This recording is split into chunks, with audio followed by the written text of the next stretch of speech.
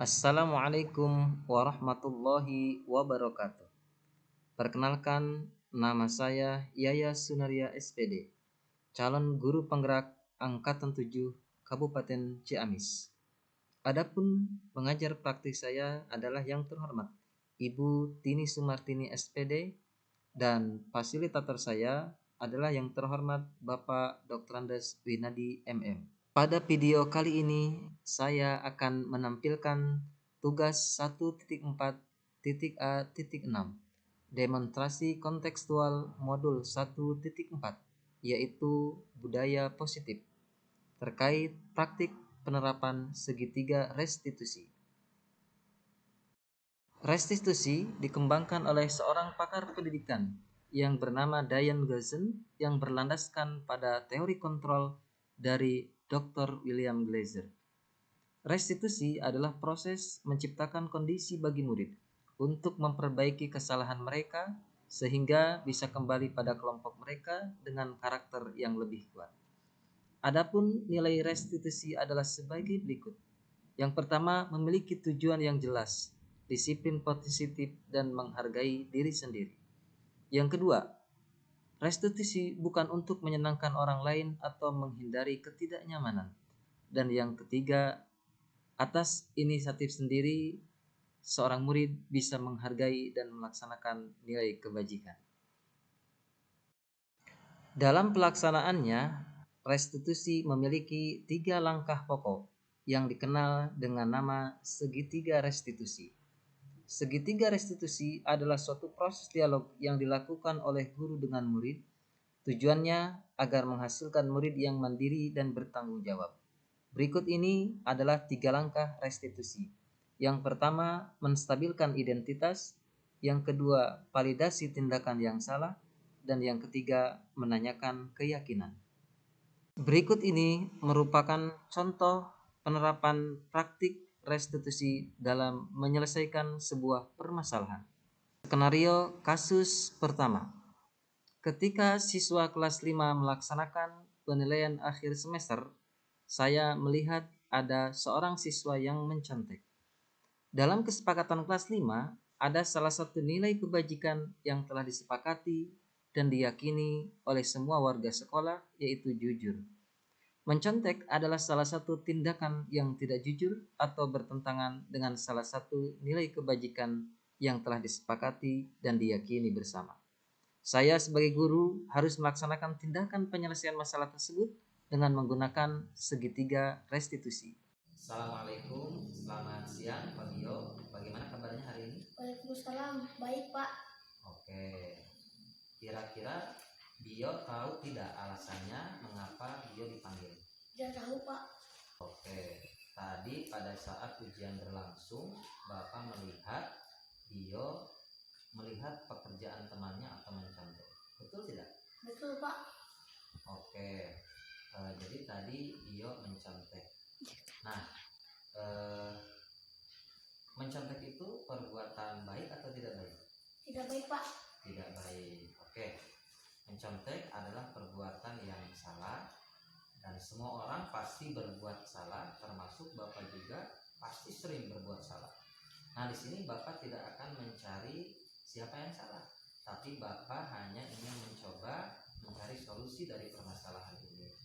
Nah, sekarang Bio cerita dulu deh, apa penyebabnya sampai Bio mencontek pada saat ujian? Tadi malam tidak sempat belajar Pak. Tidak sempat belajar. Kenapa? Karena bermain HP Pak, jadi kelupaan belajar. Oke, Bio main HP, lupa belajar, sehingga tidak bisa mengerjakan soal dan akhirnya mencontek. Iya Pak. Oke, Bio masih ingat gak keyakinan kelas yang dulu kita buat sama-sama di awal pembelajaran? Ingat Pak, salah satunya jujur.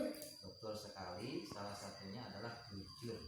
Jujur itu baik atau tidak, penting atau tidak bagi kita? Penting sekali Pak. Oke, jujur itu baik dan penting.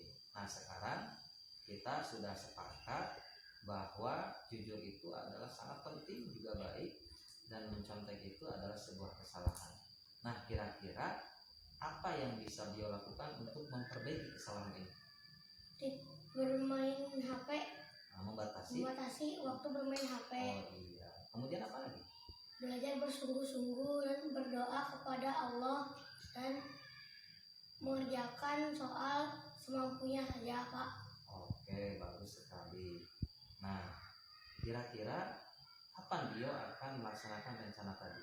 Mulai hari ini, Pak. Mulai hari ini. Alhamdulillah, mudah-mudahan mulai hari ini Dio menjadi pribadi yang lebih baik lagi, menjadi anak kebanggaan orang tua, dan tentunya menjadi anak soleh. Amin. Terima Amin. kasih, Pak. Oke, sama-sama. Nah, sekarang Dio bisa kembali ke kelas lagi. Ya, Pak. Atas dulu, biar semangat. Kasus yang kedua. Ketika tiba waktu sholat duhur, semua siswa melaksanakan sholat duhur berjamaah seperti biasa.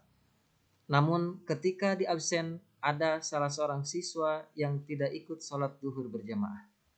Dalam kesepakatan kelas, ada salah satu nilai kebajikan yang telah disepakati dan diyakini oleh semua warga sekolah, yaitu komitmen.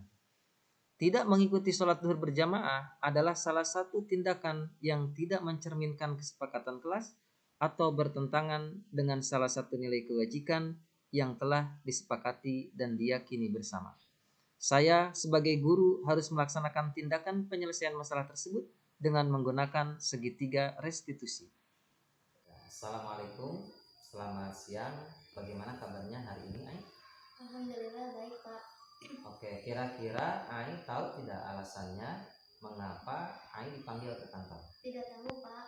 Oke, tadi pada saat pelaksanaan sholat duhur berjamaah, Bapak tidak melihat Ai, betul tidak? Betul, Pak. Oke, nah kira-kira tidak mengikuti sholat duhur berjamaah yang merupakan program pembiasaan kita di sekolah itu baik atau tidak baik? Tidak baik, Pak. Oke, jadi tidak mengikuti program pembiasaan keagamaan itu perbuatan yang salah. Dan semua orang pasti berbuat salah, termasuk Bapak juga pasti sering berbuat salah. Nah, di sini Bapak tidak mau mencari siapa yang salah, tapi Bapak mau mencoba mencari solusi dari permasalahan ini. Nah, sekarang Ai cerita dulu deh, kira-kira apa penyebabnya sehingga Ai tidak ikut sholat duhur berjamaah? Karena lupa membawa alat sholat, Pak. Oke, lupa membawa alat sholat. Mengapa tidak membawa alat sholat? Karena tidur terlalu malam sehingga bangun kesiangan. Oke, jadi Ai tidurnya terlalu malam, bangun kesiangan, berangkat ke sekolah terburu-buru, akhirnya lupa membawa alat sholat. Oke, nah Ai masih ingat gak keyakinan kelas yang kita buat bersama-sama di awal pembelajaran? Ingat, Pak, salah satunya adalah komitmen. Betul sekali, salah satu keyakinan kelas kita adalah komitmen. Komitmen itu artinya kesiapsediaan melaksanakan tugas dan kewajiban kita.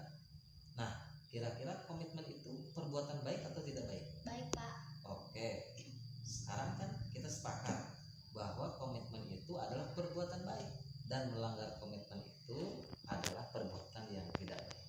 Nah, sekarang kira-kira apa yang bisa Ai lakukan untuk memperbaiki kesalahan ini? Tidur tidak terlalu malam sehingga bangun bisa lebih pagi. Oke, jadi Ai akan tidur tidak terlalu malam sehingga Ai bisa bangun lebih pagi, berangkat sekolah pun tidak terburu-buru, dan membawa alat sholat seperti itu. Oke, bagus. Nah, kira-kira kapan rencana ini akan dilaksanakan? Mulai hari ini, Pak. Alhamdulillah, mulai hari ini. Jadi mudah-mudahan mulai hari ini Ai bisa menjadi pribadi yang lebih baik lagi, bisa lebih komitmen, dan bisa menjadi anak kebanggaan orang tua, dan tentunya bisa menjadi anak soleha. Amin, Pak. Oke, nah sekarang Ai bisa kembali ke kelas lagi. Terima kasih, Ke Pak. atas dulu biar semangat. Ya.